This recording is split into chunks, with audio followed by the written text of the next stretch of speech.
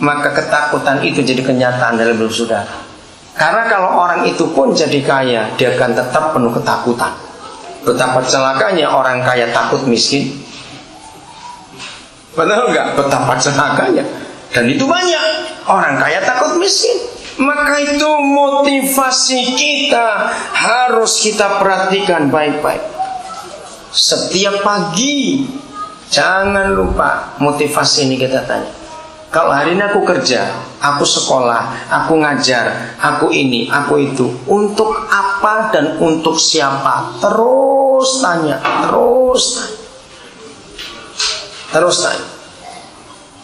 Supaya saudara tahu betul apa yang kita lakukan itu di jalur Tuhan atau tidak. Saudara, inilah sebuah kebenaran yang kita harus mikir betul-betul bahwa motivasi itu penting sekali. Maaf ya saudara, jangan berpikiran salah kalau saya katakan kalimat itu. Teman-teman yang di kota-kota besar itu, kalau saya lama-lama dinabiri, ya mereka itu bingung. Suatu kali saya tanya, loh kok kenapa kalian bingung? Jawabannya begini, saya dulu gak pernah mikir. Kalau mereka gak mikir, saya gak kepikir itu. Ada bilang gini, kalau kamu lama-lama di sana, karena kamu gak dapat persembahan, kamu diam aja. Mau khotbah di mana kamu dinabiri? Ya, kok pikiranmu seperti itu? Karena mereka mikir berapa banyak yang saya butuhkan setiap hari, bukan setiap bulan, setiap hari. Bisa bayangkan. Maka itu sudahlah, beban saudara seberat apa, saya nggak sombong, nggak akan bisa mengalahkan beban saya. Betul tidak? Melihat fakta-fakta tadi itu segitu banyak. Maka itu saudara, jangan pernah salah dalam motivasi. Katakan amin. Jangan pernah salah dalam motivasi. Coba jujur masing-masing saudara. Maaf lagi saudara, jangan sombong. Berapa mulut yang saudara beri makan? Nah saya, berapa mulut tiap harus dipikir untuk diberi makan? Kalau saudara nggak ada uang, Cik Mary pasti SMS saya. Kalau saya bilang SMS koden, cuma kita aja kok, saya sudah tahu ini pasti nggak punya duit. Saudara, itu sebabnya motivasi kita itu sangat menentukan. Tapi tiap hari saya bisa tidur enak, nggak pernah terganggu. Kenapa? Karena saya tahu saya nggak sendirian dengan Papa yang baik. Jadi kalau saya berkata ini, biar saudara sadar, semuanya hanya untuk Injil supaya bisa diberitakan, bukan untuk yang lain. Saya lanjutkan ayat yang ke-18. Tetapi tidak mengapa, sebab bagaimanapun juga Kristus diberitakan, baik dengan maksud palsu maupun dengan jujur. Tentang hal itu aku bersuka cita, dan aku akan tetap bersuka cita, karena aku tahu bahwa kesudahan semuanya ini ialah keselamatanku oleh doamu dan pertolongan Roh Yesus Kristus. Sebab yang sangat kurindukan dan kuharapkan ialah bahwa aku dalam segala hal tidak akan beroleh malu, melainkan seperti sedia kala, demikian pun sekarang Kristus dengan nyata dimuliakan dalam tubuhku, baik oleh hidupku maupun oleh matiku. Suatu hal yang sangat luar biasa dalam hidup, karena Paulus tahu tujuan hidupnya itu untuk apa. Saya lompat dulu, saya baca ayat 27. Nanti saya kembali ke ayat-ayat itu. Ayat 27 masih Filipi 1. Hanya, ini sebuah kata pendek tapi ini kesimpulan. Hanya, setelah dia ngomong panjang lebar, hanya hendaklah hidupmu berpadanan dengan Injil Kristus, supaya apabila aku datang, aku melihat, dan apabila aku tidak datang, aku mendengar bahwa kamu teguh berdiri dalam satu roh dan sehati sejiwa, berjuang untuk iman yang timbul dari berita Injil. Inilah yang Tuhan rindukan atas kita semua untuk berita Injil. Ayat 29, saya lompat. Saudara, ini yang saya katakan tadi, kekristenan itu identik dengan penderitaan dan kesulitan. Katakan amin lagi sekali. Lihat ayat 29. Sebab kepada kamu dikaruniakan bukan saja untuk apa? Percaya kepada siapa?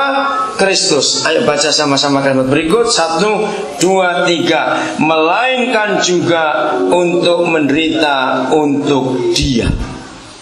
Pernahkah kita menyadari bahwa dalam perjalanan hidup iman kita nggak cuma dikaruniakan supaya percaya kepada Tuhan Yesus, tapi kita pun diberi anugerah untuk menderita untuk Dia. Maka itu kesulitan penderitaan jangan dihindari. Mungkin ini agak sulit dalam logika. Coba saudara lihat hidup saya. Secara fakta, saudara lihat saya menderita atau tidak? Coba jawab. Tidak. Betul enggak? Ya, hari ini ada 2 orang yang tanya kepada saya. Pertanyaannya sama. Karena 2 orang itu tahu tidur saya itu pasti kurang setiap hari itu. Tapi tiap hari saya tetap segar. Setiap hari tetap sukacita. Ditanya orang 2 kali hari ini saya. Jawaban saya cuma satu. Amsal 17 ayat 22. Hati yang gembira adalah obat yang manjur. Jangan lupa itu. Tapi semangat yang patah itu mengeringkan tulang. Jadi belajarlah tetap bersukacita, punya duit walaupun nggak punya duit. Nggak ada yang ngamen. Padahal karena sukacita kita bukan karena duit. Maka itu saya sering ngajari pada banyak anak-anak, ya, untuk mengetahui papa mamamu itu mengasihi Tuhan atau tidak. Itu beritahukan om ya, saya ajari gitu. Dalam hal apa om mereka tanya? Kalau papa mamamu sukacitanya itu karena uang, berarti mereka belum sungguh-sungguh dengan Tuhan atau belum Kristen. Maksudnya gimana? Jadi kalau mereka pulang rumah, siul-siul, nyanyi-nyanyi, lalu itu ada duitnya, nah berarti sukacitanya karena duit. Kalau mereka pulang ke rumah marah-marah, dari jauh sudah marah-marah, nah berarti lagi nggak punya duit. Saya sampai ngajar gini, sampai anjing pun bisa tahu lagi punya duit ataupun nggak punya duit. Karena apa? Sikap hatinya yang salah. Nah kalau begitu dalam hal mana saya mengalami penderitaan di dalam Yesus? Penderitaan saya adalah seperti penderitaan Kristus. Dengar, Tuhan Yesus tidak pernah menderita untuk dirinya sendiri. Betul? Mengapa dia menderita? Untuk siapa? Untuk kita, bukan bajingan-bajingan ini. Kok nggak ada yang ngamen? Betul, untuk kita dia menderita. Jadi kalau kita menderita, sampai tadi ada yang tanya gini, masa nggak pernah sakit? Loh, maksudnya pertanyaan gimana? Karena saya nggak pernah lihat sakit itu. Ya, masa sakit bilang-bilang saudara? Saudara kalau kena malaria saya itu sudah ratusan kali.